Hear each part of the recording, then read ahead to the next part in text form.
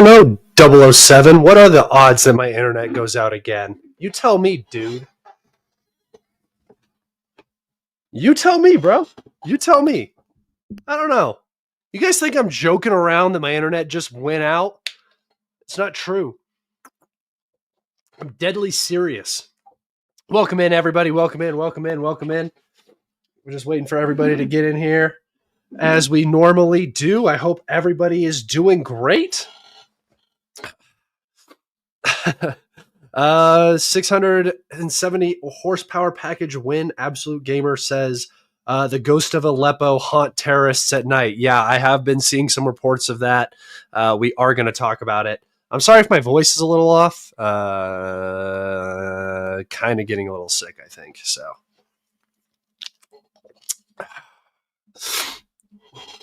I didn't get massaged. I just have garbage internet. In this area, it goes out sometimes and it's annoying. I'm going to retweet my live stream and then we will get into it, everybody. I hope everybody is doing good. Live now. All right, let's go ahead and get into it. Hopefully everybody is doing good. Obviously, I like to see where you guys are from, and I have some already here. Greetings from Suriname. I don't think I pronounced that right, but you know where that is. I don't care if you're in Italy. Its live starts at 2 a.m. I'm still watching it. Thank you for coming in, Francisco. I appreciate you being in here, even if it's 2 a.m. Hello from Pakistan again. Hello from the United States. Let's see. Parts unknown. Dork. Can we put you and Osna into a cage and watch you beat his ass? I don't know what his deal is. I don't know if anybody knows this, but I've been fighting with one of the larger accounts on X lately, Ozzy Defender. He has got over 1 million followers or whatever. But he seems to think I'm some diehard Syrian fanboy, and I don't know. So he's been coming at me, and he's just been completely off the entire time, and it's been quite funny. And people are saying that we should get into a fight in a cage match or something. And I'm like, guys, I'm 9 inches taller than that dude and probably weigh 100 pounds more than him. So no, that's probably not going to happen. But welcome in, everybody. Welcome in. We will get started here in just a second. I hope everybody is doing good. New Orleans, Spain, UK, North Carolina, Serbia, Sacramento, Ottawa. Thank you guys all for being in here. Let's go ahead and get into it. So, as you can tell by the title of today's episode, we are looking at the unfolding situation in Syria. There's a lot going on. There are a lot of moving parts. Syria alone, before there was a opposition offensive towards Aleppo and further south, there were already tons of moving parts. I put out a tweet about this where I was basically saying, I'm going to turn this just a little bit. Put out a tweet about this where I was basically saying that Syria is a nation that is divided between 5 to 7 different factioning groups, really. It's a very difficult, complex geopolitical issue, dog. And really, before things destabilized, it was not stable to begin with. So there were already issues, and it was just waiting for a spark. There's also sort of this idea, I think, that some people have about the Syrian army. That's a lot of myth from the earlier days of the civil war. We're going to go into some of that and talk about that. So we have a lot to talk about with Syria.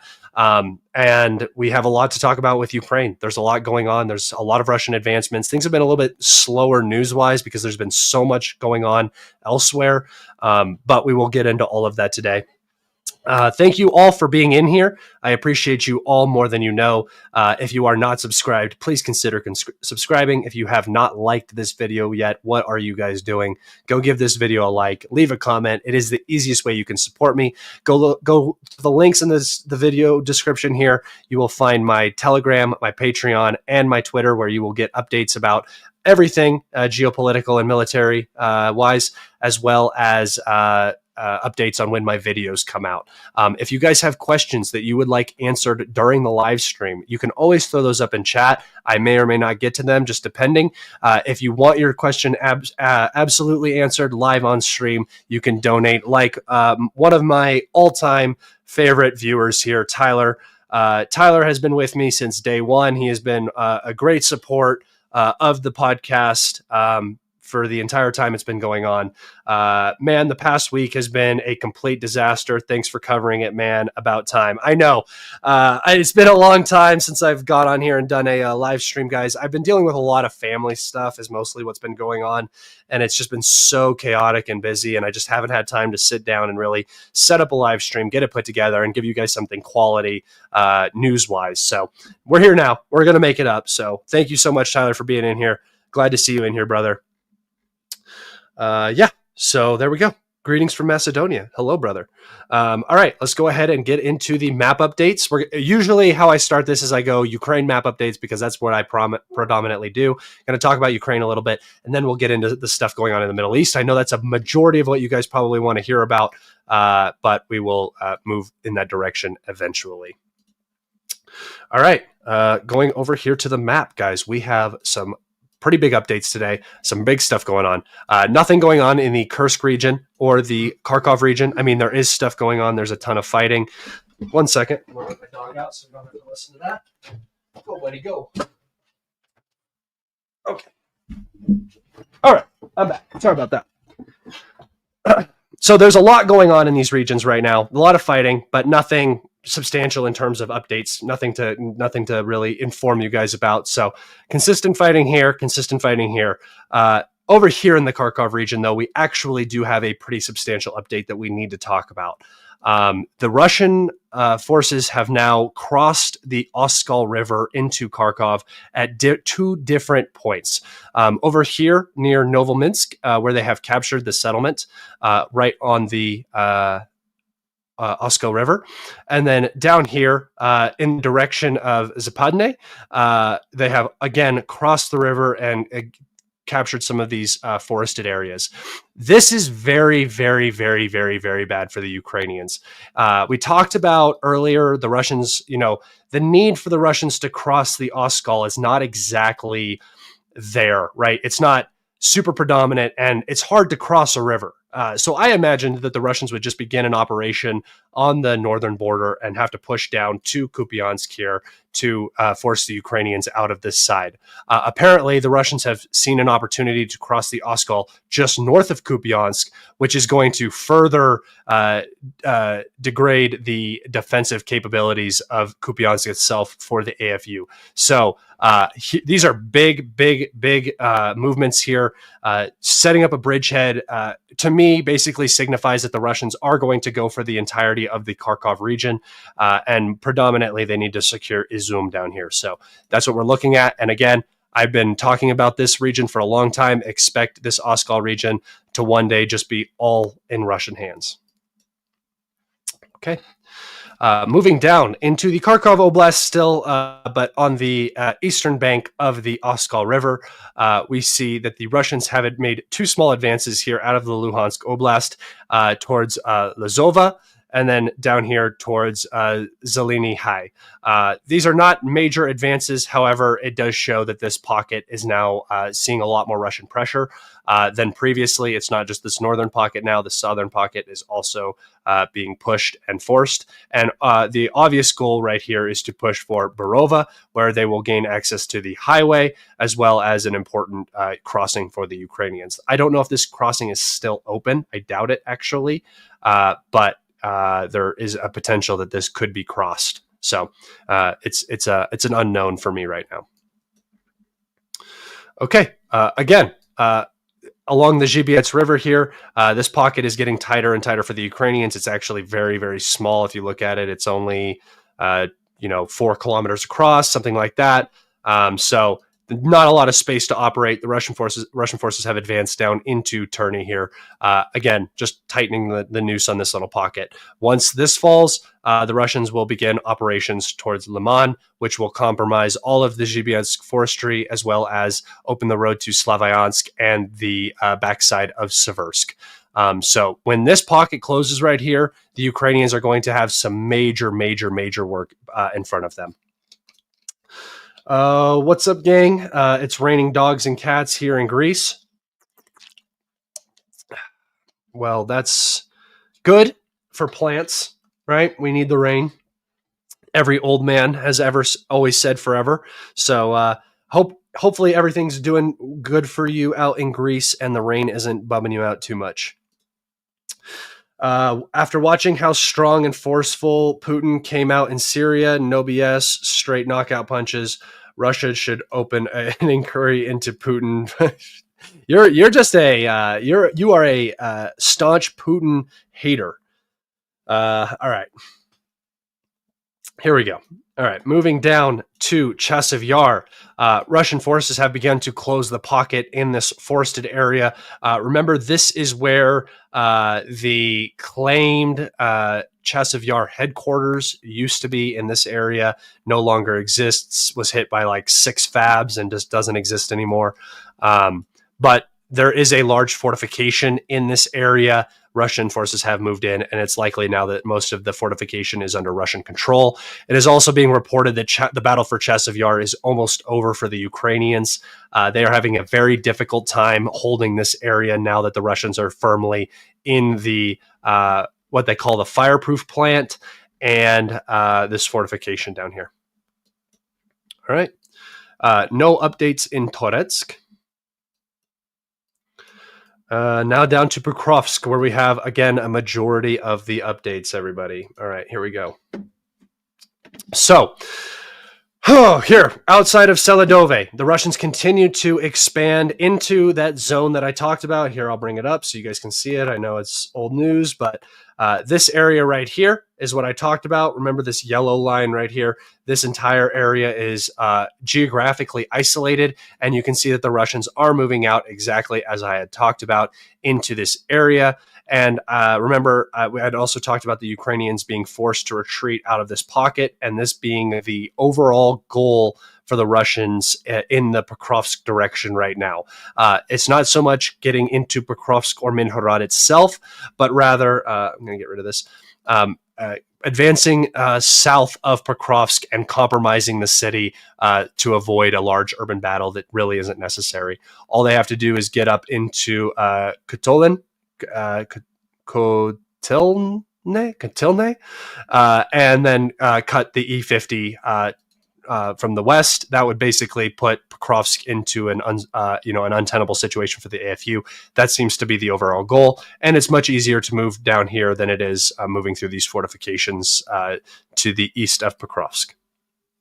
So just so you guys can see, a small advance out of Zahote right here, again, to the southern end of Pokrovsk, and then here, after the capture of Pushkin, which was a single update, Russian forces have advanced further through these fields, acquiring more territory in this area.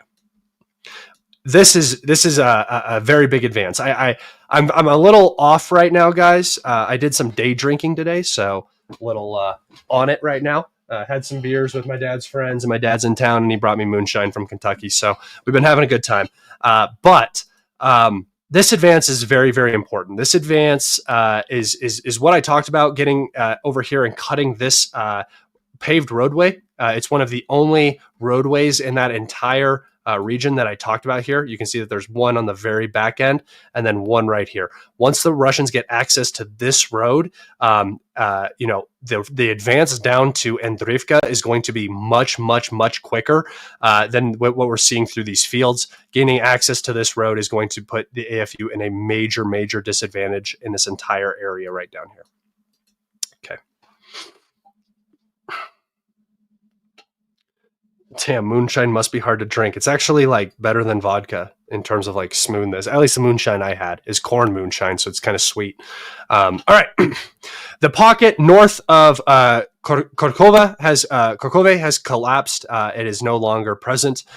Russian forces are now entering Stary Terny here, which, as I talked about, is the end of the Battle of Kharkove. Once the Russians enter into Stary Terny and are able to gain fire control over this roadway and into Kharkov, the industrial area here will not be tenable for the Ukrainians to hold. Guys, we are looking at another Ugledar-style collapse here. It's what's about to happen. I've been talking about this. The collapses are getting closer and closer together and more significant in nature. A couple months ago, it was Ugledar. Now the Russians are about to capture all of Kharkov. And then after Kharkov, there is no additional settlements to abate the Russian advance in this area. So expect this pocket here with these fortifications to close rather soon. And then after that, the Russians are just going to blitz towards Andrivka, Constantinople, and then over here towards Propisnaya and then Povrad, just moving in this general direction. All right. There was an advance inside of Kharkov itself. The Russian forces have captured the entirety of the high-rise buildings area, basically the citadel in terms of defense for the Ukrainians in this area has now been compromised. The only remaining defensible position now is the large industrial area here, which has been bombed significantly and probably is not going to hold for as long as industrial areas normally hold. All right. The pocket south of Kharkov is also closing. Russian forces are closing in on Hanivka. Most importantly, though, is the capture of these two fortifications. Once that occurs, Kharkov will collapse, and then this entire pocket there will be a general Ukrainian retreat back to that sort of line that I was talking about, the green line back here. Because there's not going to be a significant ability to hold Andrivka or Constantinople with the southern flank already being compromised and the northern flank being compromised as we speak. All right, a pretty large Russian advance here out of Maximivka towards Sukiali. Not tremendous in terms of what was actually captured, just some fields. But again, compromising this southern flank, applying pressure to these two settlements right here will speed up the capture of this entire area. And then once this entire area is captured, like I said, there's nothing back here to defend from a Russian offensive. Rozdolone has been captured by the Russians, again, compromising the northern logistics route into the city. Likely has already been compromised from this advance up here, but now it is definitely in a much more difficult position. Russian forces, as we talked about, have entered Velika Novoselka, and then most significantly is this 8 square mile advance just to the south of Velika Novoselka. The entire pocket has now closed. We can likely expect Bledhadene, Strovozeve, Nechune, Vermika, and Velika Novoselka to all be captured roughly. I would say there's good chance that happens by Christmas time. So just be on the lookout for that. All right. Kharkova. Everybody gets mad about my pronunciations, guys. I'm an American doing Ukrainian pronunciations, so I do totally apologize for that. Overall, the situation it's moving slow right now. We haven't seen my camera went out. Oh, there we go. The situation has been sort of slow lately. There's been a lot of other news elsewhere, but I do expect the advances to pick up this week. As the it kind of comes in waves. The Russians advance, they consolidate, then they advance again. We're sort of in a slight consolidation phase. The next phase is going to be the capture of Kharkov. Some people say it's Kharkovo or whatever. I don't care. I'm just going to pronounce it the way I've always pronounced it. All right, guys. That is it for the map updates. AP reported 100,000 Ukrainians have been charged with desertion, and the Ukrainian MP says the real number is 200,000. I absolutely believe that. But desertion is also like not showing up for mobilization when you're mobilized and stuff like that. So I'm pretty sure that's not just like people running away, just not answering the call of duty. All right, let's see. Military tactic question for you, Scott. Why do Russian forces leave a singular escape route during encirclements rather than a full encirclement? Because it's much easier and more productive to leave a single route open, especially in the Ukrainian situation where they are constantly forcing manpower, reserves, equipment into salients. Why stop your enemy from, it's like if, say I got shot and you were my medic, right, in the field, right? I get shot in the shoulder, and instead of letting you work on it, I'm smacking your hands away and sticking my fingers in it and trying to make it bleed more. Like that's sort of the situation. So as you're the Russian medic, right, and I'm the Ukrainian soldier who's injured in this hypothetical, why would you stop my wound when I'm actively trying to kill you? The same goes for Kursk. The same goes for any encirclement you see. Another aspect of it is when you close an encirclement, it really forces your opponent to either break the encirclement from the inside or break the encirclement from the outside. It's not often that an army will leave troops encircled just to their death. It doesn't happen unless there's literally no other option.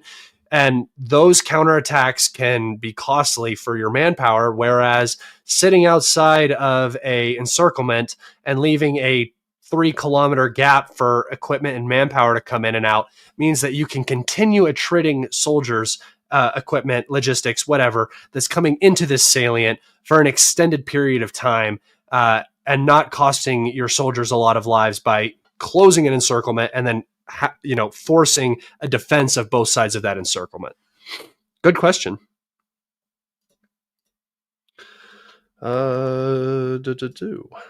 MT. Sirski stated that a counteroffensive is planned to take place at some point. In your opinion, does Ukraine have the necessary human capital to execute a counterattack effectively? Effectively is the key word there. No.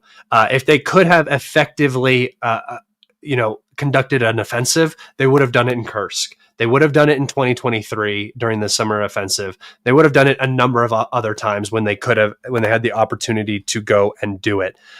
Now, no, they're in a much worse position. This is just a way to keep the fight going, keep the conversation on Ukraine, that sort of stuff. So no, they may go on the offensive in some direction. Will it be productive for the Ukrainian armed forces? Absolutely not, unless you can some tangential way, connect it to furthering support or something like that. But in terms of a purely military perspective, no, an offensive for Ukraine right now is ill-advised.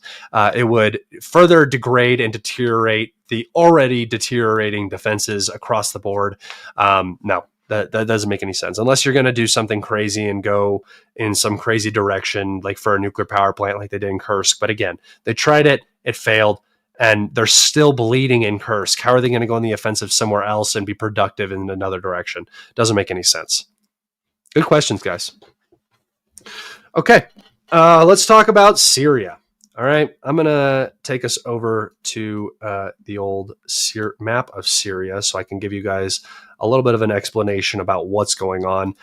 For those of you who don't know, opposition forces in Syria have gone on the offensive.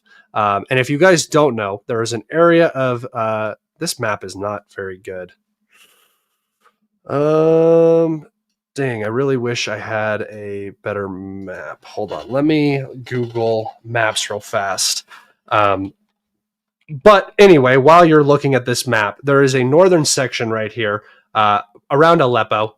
This is the Idlib area.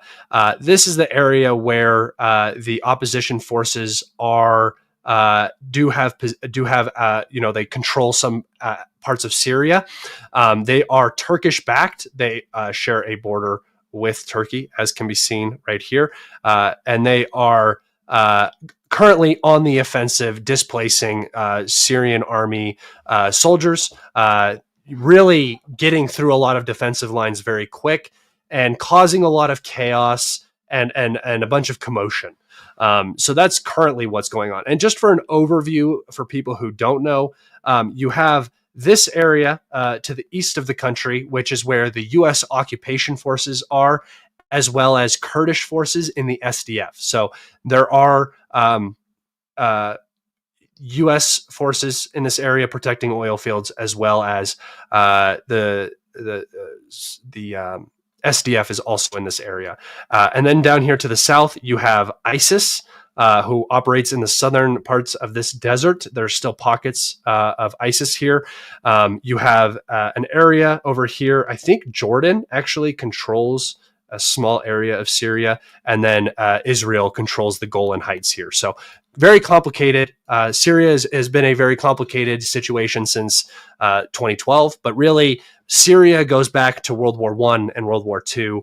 It is sort of just geographically a very important area. It's significant to the Iranians because the Iranians are able to transport material through Iraq, through Syria to Lebanon. So in terms of their support for Hezbollah, Syria is very important. For the Russians, they have their Mediterranean port here in, I think it's Latakia. I'm sorry about these names, guys. I've never actually said these names out loud, really, besides like Aleppo and Damascus. I've never said a lot of these names out loud. I've read them a billion times, but I've never said them out loud. So if I mispronounce again, apologies. And really, all we have to look at here is the area where the Ukrainians, HTS, or the Turkish-backed opposition, they're called rebels. But really what they're comprised of is mostly former ISIS and Al-Qaeda. If you look at a lot of the guys that are currently on the offensive, you'll see a lot of ISIS patches. A lot of the commanders were former ISIS commanders. And these groups are, supposedly supported by Western intelligence. And I do believe they are because, Bashar al-Assad is technically an adversary of the West. He is the weakest link, I would say, right now. Syria is the weakest link in terms of, the U.S. tried to go against Russia, tried to get regime change in Russia, failed, still trying, might succeed eventually, don't know. They can't really go against Belarus because Belarus has nukes. Can't really go against North Korea because North Korea has nukes. Iran is very strong right now. And so to weaken Iran, to maybe be able to go after that weak link, they have to take out Syria. Syria would separate Hezbollah from Iran. That would be very bad for Lebanon in terms of, if you are a pro-Iranian thinking person, that's kind of the perspective I'm putting myself in right now. You can't allow that to happen. So Syria is very important to Iran. Syria is very important to Russia. Syria is just this very important place. And these opposition forces went on the offensive, and Aleppo has been a city that has seen a ton of fighting for a very, very long time. It was really a major epicenter point of the Syrian civil war. And the Syrian army should have had defensive lines outside of Aleppo as well as inside of Aleppo, and then use the city of Aleppo as an actual defensive position to prevent this advance happening. It does look like the Syrian army was caught majorly off guard by this, and they were forced to leave Aleppo. I think at least on this side of the river, there's a river that runs in the middle of it, but I'm not sure. The citadel has also the citadel area right here has also been captured by HTS. So that is going on. And the airport. I think actually all of Aleppo has been captured at this point, but I don't want to stand on that because I'm not 100% sure. But now they are moving south towards, it's really hard to see on this map,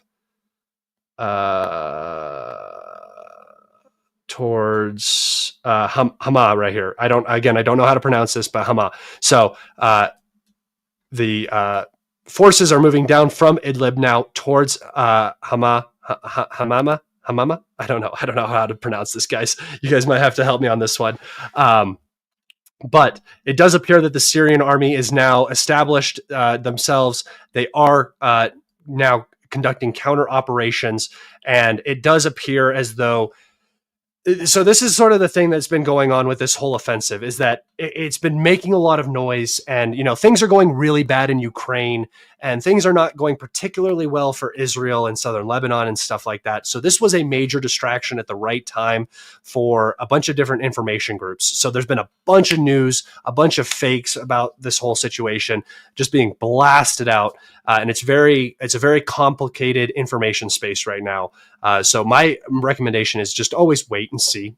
Things are going to be the same tomorrow. Whatever's going to happen is going to happen. Just wait it out before you make claims, before you go over the top with whatever statements you're making.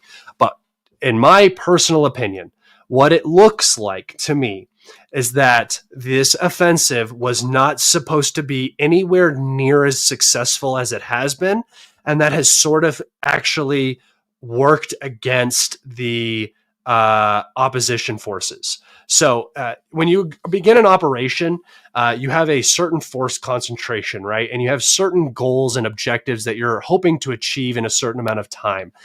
If you go too far and there is a rapid overextension of your forces because there's so much territory that's available to be taken, you don't want to leave it, right? You don't want to give the Syrian Arab army time to come back into that area. You want to capture it.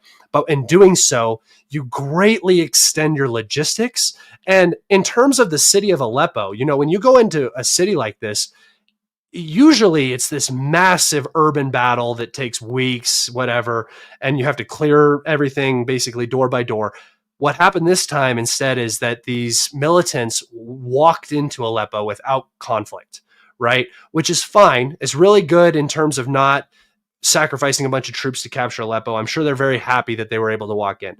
But what ends up happening is you have very, very blurred lines. You now have Syrian Arab army soldiers behind you in civilian clothes that you don't know who they are, right?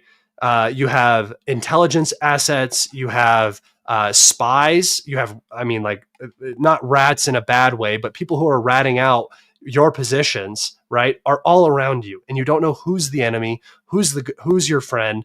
It's a very complex situation, to say the least. And as they even get out of Aleppo now, heading down towards Hammam or however you pronounce it, they seem to have greatly overextended themselves. They are now retreating back to a more defensible position because they had just gone too far. Because really what it seemed like was that the Syrian Arab army was in a complete collapse and they were just going to keep running. Now it seems like they have consolidated their positions. They're ready to defend. And particularly the Russian Air Force and the Syrian Air Force are doing tremendous damage to logistics lines, command posts, concentrations of personnel. It is a very complex and oversaturated environment, right? You're trying to advance, you're trying to keep organization, all while jets are flying over your head, dropping bombs on you, and you don't really have the means to deal with them, right? Same sort of issue that the Ukrainians are facing in Kursk.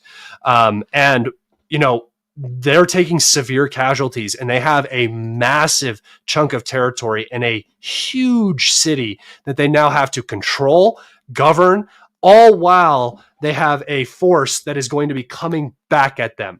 Will they be able to hold it? Potentially. Will there be a big battle for Aleppo again? Potentially. Will the Syrian Arab army just collapse and not actually be able to defend? Potentially. Wait and see, guys. We don't know right now, but it is a very, very important situation, a very consequential battle that will take place here that could really determine the geostrategic position in the Middle East for decades to come, depending on whether the Assad regime stays in and you have Russian access to the Mediterranean. That's a huge deal, right? Iranian access to Lebanon, huge deal. So there's a lot of moving parts here, and it's very, very complex. All right, guys, I think that's kind of all I had to talk about. If you guys have some questions, go ahead and throw some questions up. But I am pretty much done with my shtick. That's what I wanted to talk about. If you guys have some questions, go ahead and throw them up now. And I'm looking at the chat now, so I'll be able to answer questions a little bit more on the spot. Who do you stand with in the war? I think that Syria, Bashar al-Assad is the proper, I think, morally speaking. I don't particularly want to endorse Islamic extremists. And it's crazy to see all the pro-Israel people and pro-Ukrainian people literally cheering for ISIS. Man, they don't understand, like, the enemy of my enemy is my friend. They take it way too far. So I don't overly support Bashar al-Assad. I just think that his stability is much more beneficial to the region than a regime change and then the chaos that follows. Last time we regime changed in the Middle East, we created ISIS. So, that's kind of what's going on there. Israel bombed HTS allegedly. Very funny timeline. I haven't seen that. I'd be interested to see that. Syria is a mess. How would you fix this conflict? Shit. I don't know, because you're dealing with the U.S., you're dealing with Turkey, you're dealing with Israel, you're dealing with Islamic extremism, you're dealing with a destroyed economy. It's a very, very complex. What you need to do is you need to not agree to ceasefires with extremists that are just going to build up and then come back and attack you again.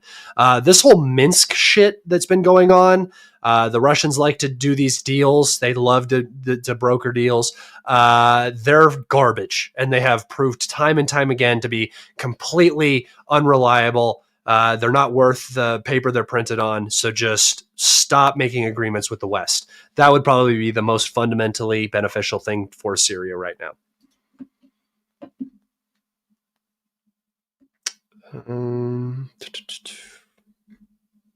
Let's see.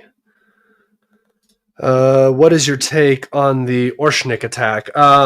It's just a very clear message to the West that now Russia is developing basically unstoppable hypersonic medium-range ballistic missiles, which is a very, very big threat, and it's what the INF Treaty was about. And now that the INF Treaty is gone and the U.S. continues to escalate, Russia is showing that they have developed and are fielding medium and short range nuclear capable weapon systems, which basically reduces the time of warning for any country. Once one of these things are launched and you get a launch on warning signal, or a warning signal, you're going to launch on warning, which brings us very, very close to mutually assured destruction. It's just an escalatory step. It's a major escalatory step that I don't think anybody really cared to pay attention to very much.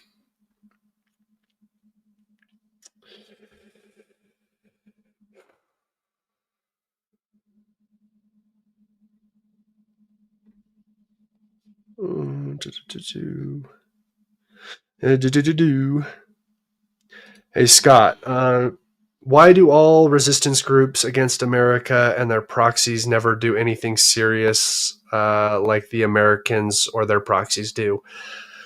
Because the repercussions are immense, right? You're toting a very delicate line where you need to maintain. You want to be off their radar. You want to develop yourself to the point where you become so big that they can't interfere with you. And most extremist groups are not like that. I mean, look at what happened to ISIS. ISIS got too big for their britches. They way overextended, and the whole world came crashing down on them. So that's sort of why. The reason why U.S. proxies are able to do it is because Daddy U.S. is there to protect them, right? When you have the hegemony backing you, usually you get away with a lot more extremism activity.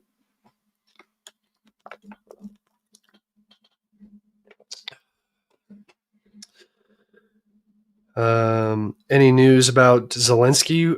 Any clown news about Zelensky recently? Nope. He's just talking about a ceasefire and the new realities of the war, which have been the realities for over a year. But now apparently it's a big deal. It's important and it needs to be focused on. Again, too little, too late. A ceasefire and a pause at the lines may have worked in 2022. Not anymore. That you should have done that then. Now you're looking at least 4 oblasts, which they're not going to be willing to give up. And by the time they're willing to give up those 4 oblasts, the Russians are already going to be in Kharkov and Dnipropetrovsk oblasts. So, I don't. He's out of options. Does who support Israel? It's pretty clear that the Syrian army was severely undermanned. What it looks like to me is that there was an intelligence failure at some point. They didn't really see this coming in the right way. And then as it got kicked off, communications just crumbled. The good news is that you say that they're severely undermanned, but we've seen almost no fighting. We've only seen strikes, like aircraft strikes, little to no fighting. So the Syrian Arab army is pretty intact and retreating effectively. You know, as well as anybody can retreat. They're saving manpower at least.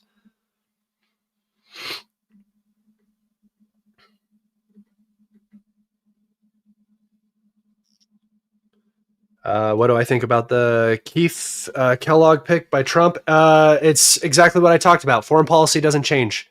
He's putting a bunch of neocons in the same positions because they're connected and they get things done, and that's the people that you need in those positions, whether you like it or not. Career politicians are vital to politics. That's just the way it is. So yeah, nothing's going to change. They're going to try to do their whole peace through strength thing, and I don't think Russia's going to respond very well to it.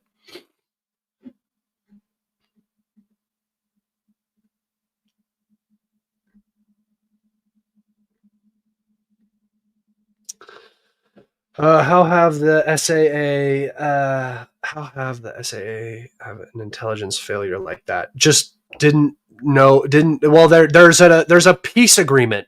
There's literally a peace agreement between Turkey and Russia that was agreed upon in Sochi. I'm pretty sure there was like the Sochi agreements that this exact thing was not supposed to happen. So watermelon salesmen doing what watermelon salesmen do. Don't trust Erdogan. Is Ukraine the hill that the West will end up dying on, in your opinion? No, it's not. It will be whatever the next one. I think it's whatever the next one is going to be the hill that they die on. I think the U.S. is fast approaching our Suez moment here.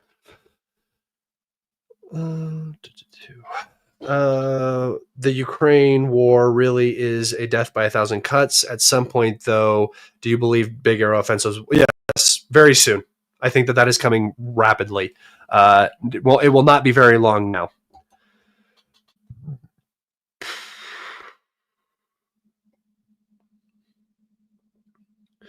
Do you think once the boomers are gone from the Kremlin, these idiotic Minsk type deals will finally never reappear? I don't know, dude. I don't know. There seems to be this like incessant need for foreign governments to be liked by the United States and be cooperative and be diplomatic, and they think it's going to allow them to join their club or some shit. I don't get it. It's not going to happen. Stop making agreements with the West until they come to you and beg you for an agreement. That's the only thing I can say about that. We never stick by it. As soon as it's not beneficial for us, we go against it.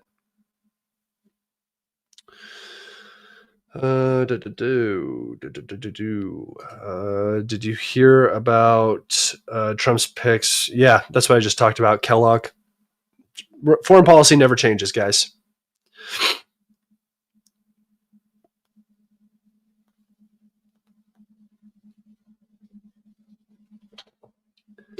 Where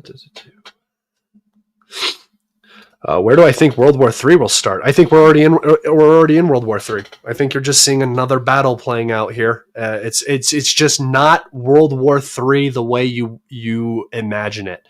It's not going to be nukes. It's not going to be the United States versus Russia. It's going to be this massive pressure campaign by both sides, trying to withstand each other's chess moves on the board, stay intact economically, and then eventually one will come out as a winner. Basically a 2.0 Cold War, except this is going to be a lot more warm, I would say. You're going to see there's going to be a lot of like Vietnams and stuff happening more frequently.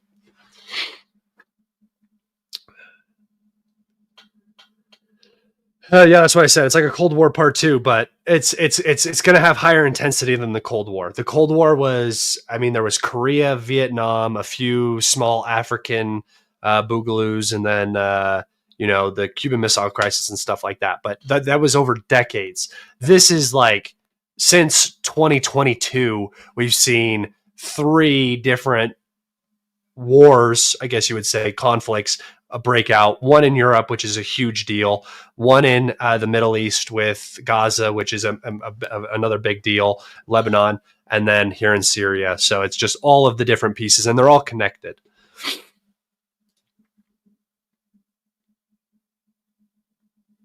Uh, How long can the ceasefire in Lebanon last? It's already not lasting. So the Israelis have violated it like 17 times already. I don't know. They shouldn't have agreed to it. They should have kept putting pressure on Israel. But I'm pretty sure that both sides are taking kind of a beating and they both wanted a little bit of a break. And I think there's a lot of political pressure on Hezbollah from Lebanon to get the war to stop too, because Beirut was getting hit quite a bit. Do I think Israel will invade Syria? They already are, brother. They already are. They're already in Golan.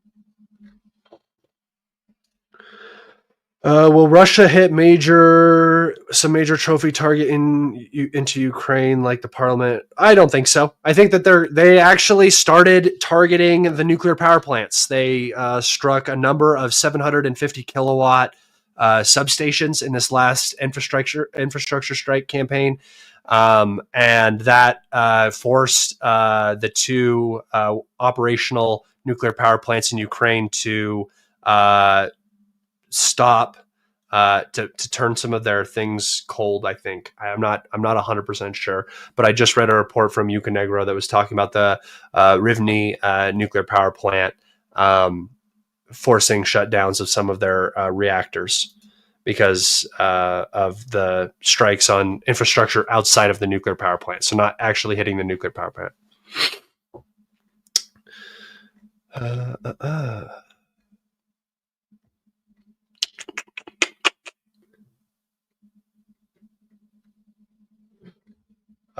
Turkey is backstabbing Russia and Syria. Kinda. It's not backstabbing, guys. It's geopolitics. It's not. You're not blood. You're not brothers. You're allies while it's convenient. It's how geopolitics works. Don't turn it into an emotional thing. Turkey's going to do what's best for Turkey, and if that means causing instability in Syria and coming up against Russia, well, guess what? Turkey's a NATO ally, so they've always played both sides. It's just the way things are going to go. Wasn't the Golan Heights occupied ages ago? Yeah, like forever ago, during the early days of the Syrian civil war.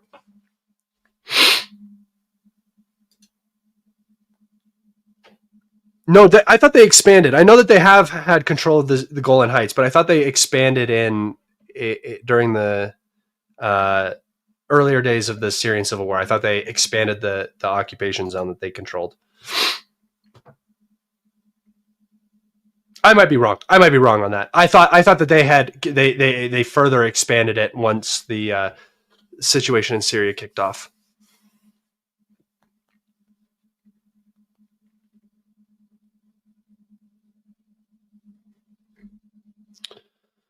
What is the status of the incursion into Kupiansk? Pretty stable, I think, right now. I think the Ukrainians were actually able to stabilize the situation in the city, but it's kind of the same. The Russians are still in control of the sugar factory and fighting it out over here. I think there's still crossings here for the Ukrainians, and there's still fighting going on in this area. The Golan was taken in 67, guys. I'm saying I don't think that it was totally taken, but I thought that it was slightly expanded during the Syrian civil war. I could be wrong, though. No, Israel had all the Golan. Okay, I'm wrong then. My bad, guys. I thought it expanded. Do you see Chasiv Yar falling before 2025? Could very well. It is in the position where it could fall any day now. So, yes, that is a possibility. All right, guys, I'm going to wrap it up there. My father's in town, so I'm going to go spend some time with him. I'm going to go drink some whiskey and have a good time. I appreciate you all so much being here. I will be doing podcasts now. I have a bunch of live streams that I need to make up. I have a very, very, very big live stream coming up soon with a very, very, very big guest. I'm very excited. It's my biggest one so far. So be on the lookout for that probably this week, potentially next week. So that's coming up. I'm also going to be uploading 2 Patreon videos here this week. So go check out my Patreon. There will be a bro chat and another interview. It is not Douglas McGregor. No. Although I would like to have him on. Yeah. No, it's not History Legends. I wish it was Putin. I wish it was Zelensky. I can't tell you guys. That's got to be a secret. Right? The Albanian baboon? Oh, man. All right, guys. I will see you later. Have a great day. Catch you on the next one.